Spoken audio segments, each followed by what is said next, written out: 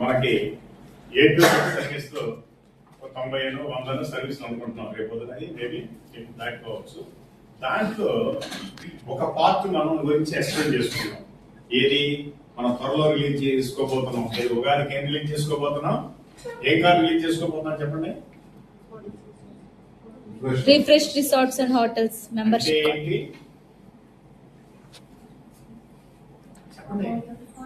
Hotels stay చేయడానికి ఏ విధంగా ఉపయోగపడుతుంది అది?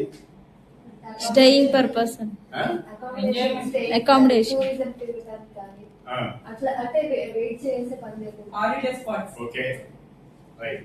దీంతో పాటు మనం ప్రధానంగా ఈ కార్డు గురించి ఈ రోజు ఎక్స్ప్లెయిన్ చేస్తాను. దీంతో పాటు ఒక 4-5 రకాల సర్వీసుల గురించి ఎక్స్ప్లెయిన్ చేస్తాను. ఎక్కువ లేకుండా, అంటే ఒక్కొక్క సర్వీస్ మీద ఒక్కొక్క దాని మీద మనం ఏ రకంగా బెనిఫిట్ పొందొచ్చు అనేది కనుక మనం తీసుకుంటే, ఇప్పుడు ఎగ్జాంపుల్ మన వెంకటేశ్వరరావు గారు సార్ ఫ్రాంచైజ్ తీసుకున్నారు.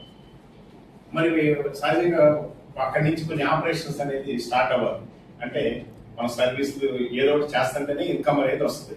అట్లాగే మనం ఎవరైతే మనం డౌన్ లైన్ లో మనం రిక్రూట్ చేసుకుంటూ వెళ్తున్నామో వాళ్ళకి కూడా కొంత ఇన్కమ్ రావాలనే ఆలోచన అనేది ఉంటుంది.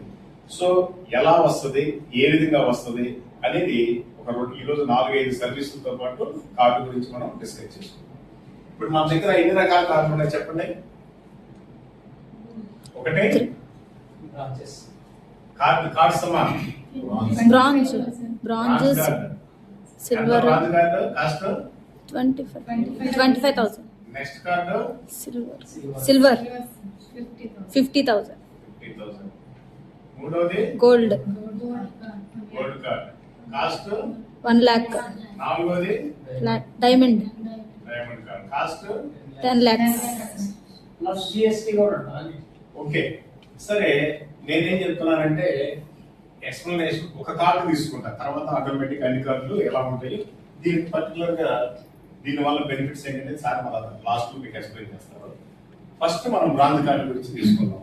ఎందుకంటే బ్రాంజ్ కార్డు అంటే చాలా తక్కువ ఖరీదు, లోయెస్ట్ లెవెల్ ఉన్నటువంటిది, అందరికి అన్ని వర్గాలకి అందుబాటులో ఉన్నటువంటిది ఈ బ్రాంజ్ కార్డు. అంటే LIG group, MiG group, HIG group. LIG group అంటే ఏంటి? లో ఇన్కమ్ గ్రూప్. ఎంఐజి అంటే మిడిల్ ఇన్కమ్ గ్రూప్ అని. హెచ్ఐజి అంటే హై ఇన్కమ్ గ్రూప్. సో ఏ గ్రూప్ వాళ్ళకైనా సరే స్టార్టింగ్ దీంట్లో స్టార్ట్ అవుతుంది. కాబట్టి ఈ కార్డు ప్రత్యేకత, దీంట్లో మనకు సార్ ఏం చెప్పారు, 1 day అకామిడేషన్ ఫ్రీ ఉంటుంది. ఎక్కడెక్కడ ఉంటుంది? హోటల్స్ లో and resorts. Hotels and resorts లో 1 day మనం దీని ఫెసిలిటీ యూటిలైజ్ చేసుకోవచ్చు. మరి రిమైనింగ్ డేస్ లో ఏం చేయాలి? ఒక రోజు అయిపోయింది, మీరు రోజుల్లో ఎలా ఉపయోగించుకోవచ్చు, ఏమేమి బెనిఫిట్స్ వస్తాయంటే, మనకున్నటువంటి ఈ హోటల్స్, రిసార్ట్స్ ఇప్పుడు ప్రజెంట్ మనం అయితే ఏం చెప్తున్నాం, మనకి రాబోయే రోజుల్లో బాపట్ల, చీరాల, తిరుపతి లేదా మచిలీపట్నం, ఇక్కడ హైదరాబాద్ కొన్ని ప్లేసుల్లో మనకి కొంచెం టైఅప్ చేసుకుంటాం, వస్తే టైం పడుతుంది. సో అప్పటి వరకు మనం ఏం చేస్తున్నామంటే ఆర్సీఏతో కొన్ని ఆర్గనైజేషన్స్ తో మనం టైఅప్ చేసుకుంటున్నాం. ఈ టైఅప్ చేసుకోవడం వల్ల ఈ ఆర్సీఏ అనేది యూనివర్సల్ ప్రాజెక్ట్, ఇది వరల్డ్ వైడ్ ఉన్నటువంటి ప్రాజెక్ట్. వీళ్ళు ఏం చేస్తారంటే కొన్ని 100,000 ప్రాజెక్టులతో ఆల్రెడీ టైఅప్ చేసుకొని ఉండాలి. ప్రత్యేకంగా ఈ రోజు మనం టైఅప్ చేసుకోవాల్సిన పని లేదు. ఇలాంటి కంపెనీతో మనం రైల్ బూమ్ అనేది టైఅప్ చేసుకోవటం వల్ల ఈ పక్కన ఉన్నటువంటి చెన్నై కావచ్చు, మద్రాస్ కావచ్చు, కర్ణాటక కావచ్చు, మహారాష్ట్ర కావచ్చు, ఢిల్లీ కావచ్చు, యూపీ కావచ్చు, హర్యానా కావచ్చు, ఎక్కడైనా సరే ఇవన్నిటిలో కూడా వీళ్ళు నాట్ ఓన్లీ పాన్ ఇండియా, పక్కన ఉన్నటువంటి నైబర్ కంట్రీస్ లో కూడా అన్ని కంట్రీస్ లో కూడా టైప్ ఉన్నాయి. ఎగ్జాంపుల్ మనం మన పాన్ ఇండియా లెవెల్ గురించి మనం మాట్లాడుకుందాం. ఈ రోజు నేను గోవా వెళ్ళాలనుకున్నాను. గోవా వెళ్ళాలనుకున్నప్పుడు ప్రైయర్ అపాయింట్మెంట్ తీసుకోవాలి. అంటే మన కార్డు హోల్డర్ అయినంత మాత్రాన నేను ఈ రోజు బయలుదేరుతున్నాను, ఈ రోజు సాయంత్రాన్ని నాకు అకామిడేషన్ కావాలంటే కుదరదు. అందుకని చెప్పేసి మనం ఏం చేస్తామంటే మన రైల్ రూమ్ కి మనం ముందుగా తెలియపరచాలి. తెలియపరిచితే ఎవ్రీ క్వార్టర్లీకి బుకింగ్ ఓపెన్ అవుతుంది. ఇక్కడ ఇదంతా కూడా నెట్ లో ప్రాసెస్ ఉంటుంది. ఎలా ప్రాసెస్ ఏంటనేది మనం నెట్ లో చెక్ చేసుకుంటే, సో నెక్స్ట్ మనం రీల్ బూమ్ ద్వారా టై అయిపోతాం కాబట్టి రీల్ బూమ్ ఆన్లైన్ లో చెక్ చేసుకుంటే క్వార్టర్లీ ఓపెన్ అయినప్పుడు ఇప్పుడు ప్రజెంట్ ఇది ఏమందో ఫిబ్రవరి అయిపోయింది, రాబోయేది మార్చి, తర్వాత ఏప్రిల్, మే, జూన్, జూలై, ఫస్ట్ 3 months ఈ క్వార్టర్లీకి సంబంధించిన దాంట్లో మనం బుక్ చేసుకునేటువంటి సిస్టమ్ ఉంటుంది. ఈ సిస్టమ్ ఉన్నప్పుడు ఈ మార్చి మంత్ లో నేను వెళ్ళాలనుకున్నప్పుడు మనం దీంట్లో ఎన్రోల్ చేసుకోవాలి, అవైలబిలిటీ ఉందా లేదా. అవైలబిలిటీ ఉన్నప్పుడు మార్చిలో చేసుకుంటాం. మార్చిలో కనుక ఇన్ కేసు అవైలబిలిటీ లేకపోతే మళ్ళీ తిరిగి ఏప్రిల్ మంత్కి వెళ్తాం. ఇలా సైమల్టేనియస్ గా బుకింగ్ అనేది ఎక్కువ ఉంటాయి. మన వాళ్ళకి మనం ఎక్కువ ప్రయారిటీ ఇస్తాం, ఎక్కువ బుకింగ్స్ ఉంటాయి, బుకింగ్ సిస్టమ్ ఇట్లా ఉంటుంది. సో ఆ 1 day అనేది ఆ రకంగా మనం యూటిలైజ్ చేసుకుంటాం. రిమైనింగ్ రోజు సపోజ్ ఇంకో నాకు ఇక్కడ రేపు ప్రాపర్టీ అంటే ఇక్కడ రిసార్ట్స్ హోటల్స్ ఏమంటాం అంటే మనం ప్రాపర్టీ అంటాం. ఈ ప్రాపర్టీ నాకు నచ్చింది. ఎగ్జాంపుల్ గోవాని తీసుకున్నాం. గోవాలో తీసుకుంటే రకరకాల బీచ్లు ఉంటాయి, కొన్ని 100 రకాల బీచ్లు ఉంటాయి. దాంట్లో నాకు ఏదో ఒక బీచ్ బాగా నచ్చింది, బక్కా బీచ్ అనో, బాగా బీచ్ అనో, అంజనా బీచ్ అనో, ఏదో ఒక బీచ్ నాకు నచ్చింది. ఆ బీచ్ దగ్గర నేను స్టే చేయాలనుకుంటున్నాను. ఆ స్టే చేయాలనుకున్నప్పుడు మన ప్రాపర్టీకి ఆ దగ్గరలో ఉన్నటువంటి ఏదైతే ఉందో అది మనం సెలెక్ట్ చేసుకుంటాం. 1 day స్టే చేస్తాం. మన కార్డు వ్యాలిడిటీ అయిపోయింది. 2వ రోజు మనం దీన్ని కంటిన్యూ చేసుకోవాలంటే మనకి ఎడిషనల్ గా డిస్కౌంట్ అనేది 20%, 25%, 30% అనేది మనకున్నటువంటి టైఅప్ చేసుకున్నటువంటి దాంట్లో బులెటిన్ లో ఉంటుంది.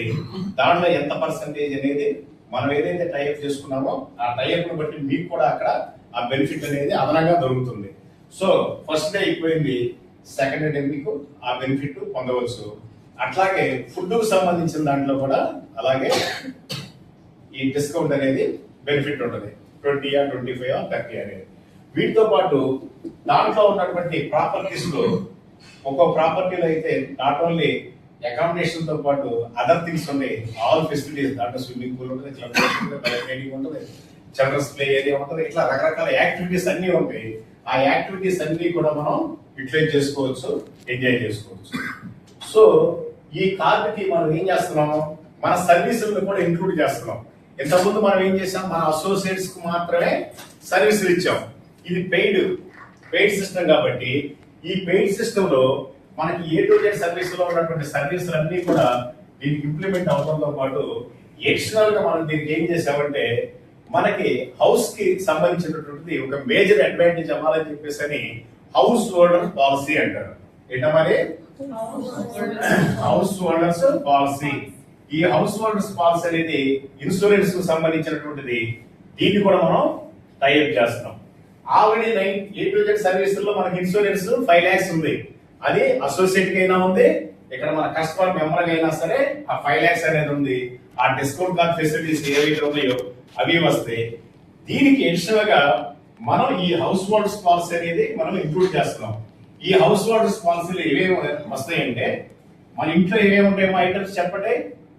మన ఇంట్లో TV, fridge, AC, washing machine, ఇంకా ఎక్స్ట్రా ఏవైతే ఉన్నాయో అన్ని రకాల ఐటమ్స్ కి ఎలక్ట్రికల్ షార్ట్ సర్క్యూట్ జరిగినా, ఫైర్ యాక్సిడెంట్ జరిగినా, డ్యామేజ్ జరిగినా వాటికి ఇన్సూరెన్స్ అనేది ఉపయోగపడుతుంది.